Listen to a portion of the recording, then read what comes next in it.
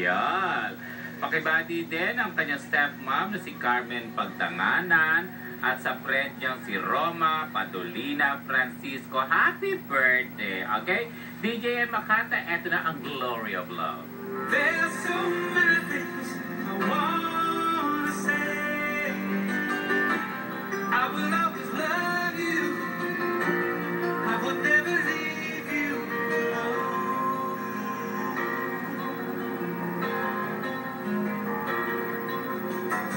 Sometimes I just forget to say things I might regret. It breaks my heart to see you cry.